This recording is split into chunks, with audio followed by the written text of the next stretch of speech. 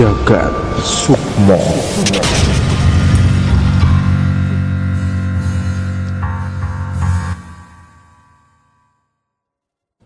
Halo warga-wargi Jagat Sukmo, kembali lagi di channel kita dalam segmen Teror Temuan Horor.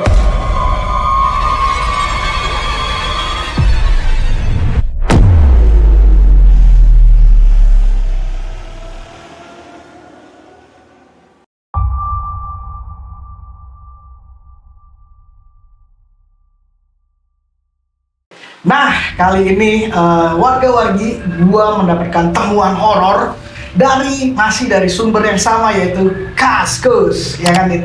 Yoi. Kaskus. Jadi yang gue baca ini tweet yang ditulis oleh masih juga orang yang sama, yaitu Bang Hari nih namanya nih. Hari, Jadi kalian mampir-mampir juga aja di tweet dia kalau mau baca cerita horor. Kayaknya dia punya banyak stok nih dan ceritanya seru-seru. Thank you banget ya Bang Hari udah nge-share dan bisa kita pakai juga buat kita bikin konten ya. Sip. Nah, kali ini gue langsung ceritain dua cerita nih. Sikat. Dua cerita yang menurut gue menarik nih. Yang pertama apa, Bri? Langsung aja kita mulai yang pertama ya. Ceritanya judulnya adalah Shift Malam. Orang kerja nih ya. Orang kerja dan biasanya pabrik tuh. Pabrik. Ya, jadi gini, ceritanya ada kita sebut saja namanya Budi aja ya. Budi lagi? Budi aja ya. Oke. Kalau cowok kita sebut Budi. Budi aja ya, baru. Ini namanya kita udah samarin ya guys ya. Nah, jadi itu kisahnya terjadi sekitar 4 tahun lalu di waktunya si Budi itu ya. 4 tahun lalu saat itu Budi masih baru saja lulus kuliah. Oke. Ini kali pertama dia kerja nih. Pertama Dan kali. dia langsung di pabrik ini. Oh, fresh graduate ya? Fresh graduate. Jadi memang di pabrik ini tuh sudah sering tersebar lah banyak cerita-cerita horor. Oke. Cuman saking seringnya cerita horor itu kejadian horor itu terjadi, para pekerja pabrik lainnya kayak ya udahlah. Udah biasa berarti ya? Biasa gitu. Jadi mereka lebih ke cuek aja gitu. Jadi ini pabrik khususnya untuk pengolahan plastik. Oh, ya. Jadi dia yang akan dia ceritakan ini si Budi ini namanya udah bisa namarin, dia adalah tentang suster ngesot. Jadi film. Suster ngesot. Kenapa disebut suster? Karena dia ngesot. Sebenarnya kan nggak mungkin ada suster di pabrik. Jadi dia orang-orang di pabrik itu sebutnya suster ngesot. Oke, serem deh. Nah, kita langsung aja ceritanya gini ya. Oke. Jadi dia itu pernah saat pertama kali dia kerja itu dia langsung dapat shift malam. Ya, shift malam itu dari jam 12 malam sampai jam 8 pagi. Oh, langsung tengah malam gitu ya? Oke. Nah, dia tuh sebenarnya excited karena udah pertama kali kerja. Terus kata orang-orang nih, kalau shift malam itu kerjanya lebih santai. Iya, biasanya gitu. Pagi, ya. Jadi dia semangat nih. Dan itu juga karena dia pertama kalinya. Sampai di pabrik, normal aja nih, berjalan seperti biasa. Cuman dia berasa memang pabriknya sepi. Ya tentu saja malam. Terus banyak lampu-lampu yang sengaja dimatiin untuk hemat listrik ya.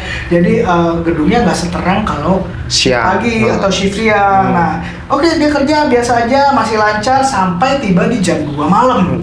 Jam-jam rawan nih. Jam-jam rawan, bener. Jam 3 ya kan? Iya, bener. Juga loh. Jadi jam 2 malam dia diminta sama seniornya untuk ngambil barang. Jadi layoutnya gini, ada 3 gedung.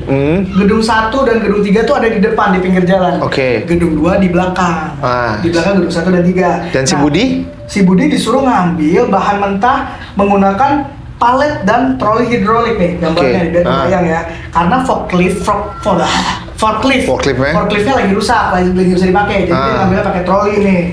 Nah, akhirnya dia pergilah ke gedung 2 yang di belakang itu sama satu orang senior nih, dan udah lumayan sepuh nih seniornya. Dia berjalanlah ke belakang. Dan saat itu dia pertama kali juga melihat suasana pabrik yang tadi gue bilang sunyi, gelap, sepi, dan banyak lampu yang dimatiin. Ternyata dia berasa, oh iya ya, kalau shift malam ternyata nggak seramai kalau pagi. Ya udah, akhirnya dia bersama satu orang rekannya ini dia pergi ke belakang. Nah, sampai di belakang udahlah dia mulai ngambil barang-barang yang disuruh sama seniornya tadi, yang dibutuhkan diambil, dia susun satu-satu dimasukin ke troli. Nah, saat dia lagi lakukan pekerjaan itu, lagi mindahin barang, dia ngedenger dari jauh tuh kayak ada seorang nyeret sesuatu. Anjrit. Srek srek gitu, beneran kan. Pertama dia cuekin tuh, terus lama kelamaan kok nih suaranya Makin deket. Iya kok, dan gak berhenti nih. Jadi ada suara srek diseret di atas tanah, dan arahnya tuh dari belakang gedung tempat dia lagi beres-beresin barang itu. Wah, gila. Dari belakang gedung, set. Kan logikanya kan itu kan gelap ya. Iya, Terus iya. gedung 2, terus tadi kan udah dibilang suasana sepi, lampunya banyak yang mati. Remang lah ya. Siapa sih yang nyeret-nyeret ya? Setahu dia nih nggak ada orang lain selain dia. Berarti dia sendiri nih? Dia sama satu orang temennya, seniornya yang agak sepuh tadi. Oh jadi yang Ya, dia berdua ya. Bagian belakang kata aja yang tadi gue. Iya, oke. Jadi di bagian belakang gedung 2 itu aspalnya udah agak jelek dan penuh kerikil. Jadi lu kebayangkan kalau ada yang diseret bunyinya gaduh. Krek bunyinya rusuh kan. Kedengeran lah. Karena ya kerikil-kerikil itu seret-seret. Jadi kalau pasti bunyinya kenceng dan akhirnya dia penasaran. Tanyalah dia sama si seniornya itu yang nemenin dia itu. Bang, dengar suara nggak? Terus itu suara apa nih ya diseret-seret kata si Budi. Nah, suara apa sih kata si senior? Seniornya bilang kayak nggak denger gitu seniornya. Itu bang di belakang tuh kayak ada suara orang nyeret-nyeret tuh kayak gitu tuh bang, srek gitu dia bilang. Nah, senior udah gitu. Itu mah suara si Eneng. Senior ngomong gitu? Dikasih nama udah di susurnya satu tuh. Itu mah suara si Eneng. Udah biarin aja, gak usah dipeduliin. Kata si senior. Neng siapa? Kata si Budi. Budi bilang, Neng siapa? Saya nggak tahu apa maksudnya. Akhirnya ya udah, karena si seniornya mungkin bilang udah itu si Neng. Ya udah dia tetap lanjutin pekerjaannya. Akhirnya udah nih barang-barang udah pada masuk ke trolleynya. Dan si seniornya ini jalan duluan. Udah ditinggal Budinya? Ditinggal. Akhirnya dia tinggal sendirian kan di situ. Udah akhirnya selesai, dia tetap penasaran nih si Budinya, tetap penasaran dia lagi di kondisi sendiri kan. Si senior ninggalin dia kan. Karena dia duluan lah jalan karena mungkin dia lihat udah tinggal dikit lagi, ya udah gue duluan ya gitu mungkin gitu ya. Terus dia penasaran kan, dia udah sendirian, dia iseng ngelihat keluar lewat lubang udara. Lalu ventilasi itu yang arahnya langsung ke belakang gedung. Penasaran banget nih karena mungkin bunyinya nggak berhenti sampai dia penasaran banget apaan sih gitu. Siapa tahu maling gitu kan. Nggak tahu, dia penasaran dan dia lihat ternyata tahu nggak deh dia lihat ada sosok perempuan rambutnya panjang tapi jalannya nyesot. Lagi nyesot gitu, mungkin bolak-balik di belakang. Dia nggak jelasin ya dia arahnya kemana, tapi jelas dari lubang udara itu si Budi ngelihat perempuan rambutnya panjang dan rambutnya ke depan semua. Nutupin muka ya berarti? Muka dan dia nyesot. Gila. Penasaran banget akhirnya dia ngelihat itu kan. Kaget dong ya? Bener, dan cara jalannya persis seperti suster nyesot. Jelas banget penampakannya sampai dia menatapnya cukup lama karena dia ini apaan ya dia ini orang apa bukan, akhirnya dia sadar sendiri itu setan, itu suster ngesot. Udah nih akhirnya dia takut kan karena dia akhirnya sadar nih bunyi seret-seret itu adalah si suster ngesot. Si Eneng. Dia buru-buru dia rapiin, terus dia balik lagi kantor ke gedung ini di depan, ke gedung 1 atau 2 itu, 1 dan 3 itu.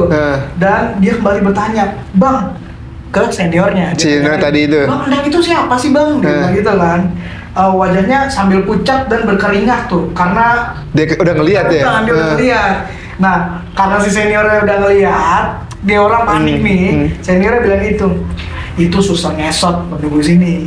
Kan tadi kan dari awal gue bilang kan orang-orang yang kerja di sana tuh udah menganggap kejadian-kejadian orang itu jadi kejadian biasa aja. Saking udah seringnya terjadi di pabrik tersebut. Udah bosen gitu. Iya udah bosen. Jadi udah aja diomongin, nanti dia datang lagi. Kata si seniornya. Jadi udah hal biasa bagi seniornya, cuman bagi si Budi panik. Pengalaman pertama udah baru hari pertama dia kerja ngeliatnya begituan kan. Mendengar penjelasan itu dia ngerasa nggak puas nih karena gue butuh informasi yang lebih banyak nih tentang apa gitu, tentang si Neng gitu. Akhirnya dia nanya ke security. Kebetulan dia lihat di pos security masih ada security, pasti kan ada yang shift malam juga kan di situ. Jadi dia ke orang itu, dia langsung nanya, Pak, saya mau nanya nih Pak, sama security-nya. Ya nanya apa deh? Dia bilang gitu. Bapak sering shift malam kan? Iya kata dia.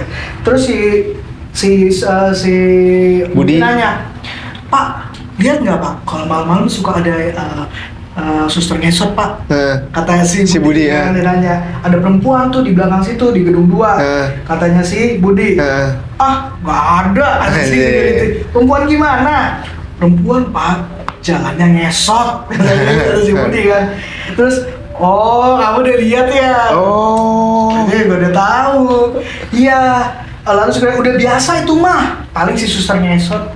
Iya, sambil ngomong gitu. Iya banget suster ngesot ya. Sama apa pegawai-pegawai lain. Udahlah. Itu mah udah biasa di sini. Nggak ada yang takut tuh deh. Nggak ada. Pokoknya kalau dengar suara ngesot, mending nggak usah dicari. Pura-pura denger aja. Oh. Jadi udah biasa banget. Cuman karena si Budi ini anak baru, jadi dia lumayan ketakutan tuh saat itu guys.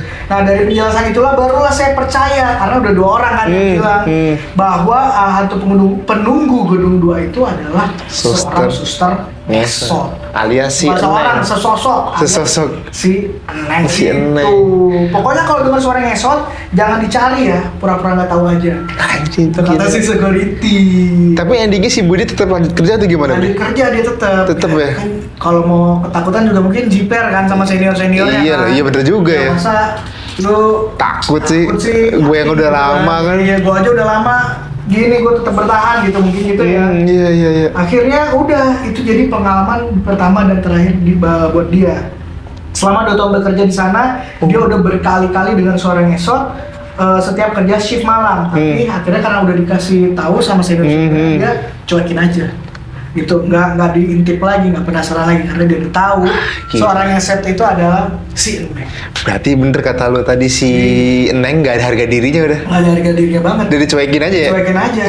Karena kalau kita omongin, kalau kita penasaran dia malah datangin. Mana datang ini ya bener. Dicuekin. Kasian juga sih dia. Buat tips nih buat Iya, bener. nih. Kalau misalnya berasa denger suara-suara aneh, cuekin aja guys. Cuekin aja. Bener. Ntar dia menjiper sendiri. Nanti jiper sendiri, nanti dia malah nggak jadi nampakin. Iya, bener. Gitu. Nah ini ada cerita lagi, satu lagi nih. Oke. Di tempat yang sama nih. Si Budi juga punya pengalaman lain nih selain Oke. suster ngesot nih. Ah. Jadi pengalamannya yang dialami itu di toilet. Wis. Toilet ini sering banget emang terjadi penampakan atau gangguan gaib ya, biasanya di toilet karena mungkin emang di situ Tempatnya lembab. bener, gelap, kadang-kadang lampunya remang-remang, Bau. biasanya bau, terus kayaknya disukai makhluk halus Nah, gitu ya. paling demen tuh. Nah, si Budi juga ngalamin nih. Jadi saat dia di toilet, pas dia masuk, dia udah pastiin tuh kalau toilet itu cuma dia sendirian, Oke. nggak ada orang lain. Nah. Masuklah dia ke bilik pertama.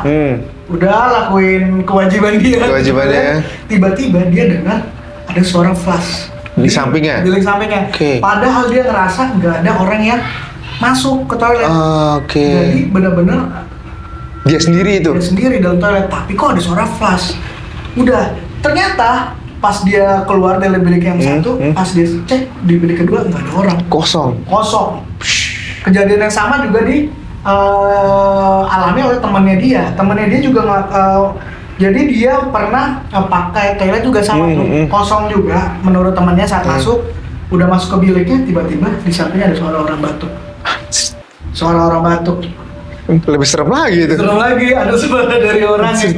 Nah, itu juga pernah dialami oleh security, cuman ini nggak di toilet. Oh, Jadi security lagi apa tuh namanya, muterin gedung lah. Patroli. Patroli gedung 1, 2, 3. Sambil nyanyi-nyanyi lah, biar nggak sepi gitu kan. Tiba-tiba nyanyi-nyanyi, dia lagi nyanyi-nyanyi di satu jalan, tiba-tiba ada yang nyautin nyanyian dia, suara cewek. Jadi dia kayak duet gitu nyanyinya. Serem banget sih. Cuma pas dia dengar, dia langsung kabur balik ke posnya. Gak jadi nyanyi. Nggak jadi patroli dia. Lagi jadi kayak konser kan. Dia jadi duet. Duet malah. Dia bingung itu suara siapa, dan itu suara perempuan. Oh. Mungkin aja si Neng, Si tapi Neng lagi. kita nggak tahu temennya Neng mungkin. Temennya banyak. Betul. Anjir, Jadi serem. kira-kira itulah cerita di pabrik plastik tersebut. Pabriknya si Budi. Pabrik si Budi. Ada cerita satu lagi nih. Apa lagi nih? Ini nggak tentang pabrik. Ah. Ini ceritanya tentang mengambil barang milik orang yang sudah meninggal. Serem. Nah, jadi ceritanya Oke, gini. gimana Bri? Kita bilang lagi aja si Budi lagi ya. Ini another Budi ya, Budi yang Another lain. Budi. The Buddhist. Ini- The Buddhist. Budi 2. Jadi Budi ini umurnya 23 tahun. Oke. Ya, Di kampungnya tuh ada warga yang meninggal. Namanya sebut saja Ros. Ros, itu pokoknya kalau cowok Budi, kalau cewek kita sebut Ros. Ros, oke. Deal ya, deal. Iya. Ada yang kecil. Salam kayak lebaran. Ada yang meninggal di daerah rumahnya, seorang perempuan namanya Ros. Ya, bukan nama asli. Ros ini istri dari seorang tukang bakso keliling. Oke. Ya, meninggalnya juga masih usianya cukup muda nih. Berapa, Bri? Baru 29 tahun. Oke. Ya lumayan muda lah ya. Muda lah ya. Kalau kalian lebih muda ya berarti kalian Gen Z. lanjut. Ya, oke. Anak-anaknya juga masih kecil. Yang pertama 5 tahun dan yang kedua baru 2 tahun usia. Ya, masih piik banget ya. Piik banget. Dan ditinggal sama ibunya. Dan meninggalnya juga aduh kasian banget karena kecelakaan. Oh iya. Ya, kecelakaan motor bersama sang suami. Si suaminya selamat, si tukang bakso. Tapi si Rosnya enggak. Jadi sorry banget nih ya kalau boleh digambarin kondisi jenazahnya sangat memprihatinkan. Jadi kepalanya tuh ada luka yang cukup mengenaskan. Oke. Dan banyak Luka-luka di badan ya? patah tulang. Oh. Banyak patah tulang. Jadi Oke. gitulah kondisinya si almarhum Ros. Nah, singkat cerita akhirnya kan akan dimakamkan kan. Nah, si Budi ini dia ikutlah semua prosesnya dari mulai Memandikan.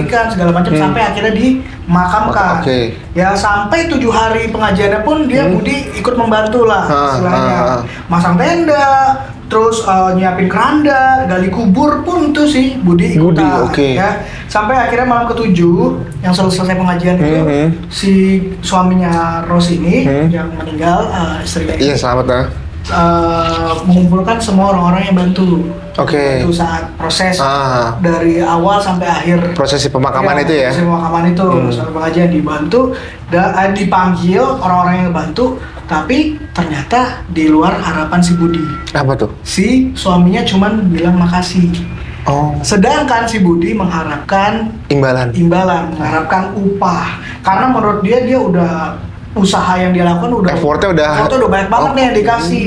Dia merasa harusnya gua bisa dapat lebih nih dari Ini ucapan terima kasih. Nah, Ini nih. nah ikhlas nih. Si Nggak bener nih Budi. Ya, jadi dia berharap dapat upah uang rokok lah, kayak gitu kan. Ya udah, dia tuh selama proses ini sampai 7 hari ini, dia tuh memang dikasih akses keluar masuk rumah kemanapun, ke kamar segala macam. Si Budi dipercayalah nih sama keluarga si tukang bakso. Jadi dia tahu nih di kamarnya Ros ada cincin emas. Anjir, dia tahu itu. Ya tahu kan dia boleh masuk. Sampai tahu ada cincin emas itu. Iya, dia tahu ada cincin emas. Karena dia merasa tidak adil nih perlakuan suaminya si Ros. Jadi dia merasa dia berhak untuk mengambil cincin emas itu milik Ibu Ros. Nggak bener lo, Bud. Dia ambil, bener si Budi ambil dan udah nih diambil, dia bawa pulang ke rumahnya. Malam pertama dia ngambil cincin itu, dia dimimpiin lah. Langsung gitu? Dimimpiin sama almarhum si Ros. Instan. Dan iya, dia ngeliat Ros pakai baju putih duduk di pojokan gitu sambil menangis. Oke. Itu mimpi pertama. Mimpi kedua gitu juga. Akhirnya di malam kelima si Budi mimpi ketemu si Ros lagi. Cuma kali ini si Ros bilang gini, kok tega sih mas? Terus dengan muka yang lirih, sedih, gitu bilang kok tega sih mas? Gitu. Si Ros ngomong gitu? Si Ros ngomong gitu. Udah akhirnya dia tetap tidak balikin tuh kuncinya. Nah sepanjang sebelum dia balikin kunci lagi cincin itu, dia ketakutan, dia selalu setiap tidur nggak tenang. Jadi dia udah mulai juga dengar suara. Suara itu kadang terdengar jauh, kadang dekat, kadang asal dari atas, samping, pokoknya pindah-pindah suara di rumahnya. Setiap malam-malam dia mau tidur. Jadi dia dapat teror tuh ya? Dia dapat teror dari si almarhum Ros gitu. Gila. Sampai dia udah baca doa pun nggak mempan. Dia tetap nggak bisa tenang tidurnya. Nah, suatu saat dia tidur miring menghadap ke jendela. Ya, ke arah jendela kamar. Pelan-pelan, namanya tidur kan kadang-kadang kan ada kriip-kriip gitu. Tiba-tiba dia ngelihat kok di jendela nih ada siluet seorang perempuan. Siluet perempuan. Jadi jendelanya itu tertutup korden, cuma kordennya itu tipis. Jadi kelihatan bayang-bayangnya gitu. Nah, tapi kalau dia tegasin gitu, bentuknya perempuan nih, gitu. Akhirnya dia makin ketakutan, napasnya makin terengah-engah tuh, nggak beraturan. Dia mau coba tidur tapi nggak bisa. Nah, akhirnya didengar suara tangisan. Jadi yang tadinya cuma di mimpi, terus cuma suara-suara, akhirnya dia bisa dengar secara live gitu. Dengar di jendela di luar rumahnya dan didengar suara tangisannya juga. Anjir. Ya, udah nih, akhirnya dia tahu nih, ini pasti gara-gara gua ngambil cincinnya. Cincin si Rose. Akhirnya si Rose neror dia. Jadi si Budi tuh udah mulai nih, apa gue balikin aja ya? Tapi gue nggak enak nih sama si suaminya gitu. Dan akhirnya karena udah nggak tahan sama teror yang dia alami dari si almarhum Rose, akhirnya dia memberanikan diri mengembalikan cincin emasnya. Dia akhirnya datang ke rumah si Rose, ketemu sama suaminya, dan tapi alasan dia mengembalikan cincin ini adalah dia nemu di jalan. Dia bilang, ini cincinnya nemu di jalan katanya, tapi suaminya udah curiga karena nggak mungkin. Iyalah. Ini cincin, kenapa lu bisa tahu itu cincinnya? Iya, aku tahu deh. Kenapa baru 5 hari, udah 5 hari lebih? 5 hari lebih ya. Minggu mungkin, kenapa baru dibalikin gitu? Gila. Nah, udah, setelah dia kembalikan cincin itu, akhirnya teror sama sekali hilang. Berarti setelah cincin balik, kembali, teror selesai. Ini akibat nggak ikhlas. Akibat nggak ikhlas, satu. Kedua, akibat sembarangan ngambil barang orang. Apalagi orangnya udah meninggal lagi. Apapun kan sih sebenarnya barang yang bukan hak kita tuh sebenarnya harusnya jangan kita ambil. Iya lah, bukan hak lu, makanya ambil. Udah gitu lo ikhlas dong. Betul, kalau udah bantuin orang yang kena musibah itu harus ikhlas, jangan ngarepin uang rokok. Uang rokok tuh nanti dikasih sama Yang Maha Kuasa dari tempat lain. Gitu kerja. Gitu. Jadi marah-marahin si Budi gitu. Enggak, habis sebel gua. Kali ini kayaknya nggak serem ya, jatuhnya sebel ya. Sebel ya. Aduh, ya udah, itulah cerita temuan horor teror yang gua ketemukan di Kaskus. Nah, gua nggak sabar nih buat warga-warga Jagat Sukmo nih kalau punya cerita-cerita horor, cerita mistis, bolehlah langsung aja di Instagram kita di sini atau email di sini juga. Betul. Nah, kalau teman-teman nge-share video ini, subscribe juga dan berbagi ke teman-teman yang lain, kita akan senang dan kita akan selalu semangat buat bikin video yang lainnya. Oke. Gitu aja, Bri. Betul. Sampai ketemu lagi di video kita selanjutnya. Sampai jumpa dan bye-bye. Bye-bye.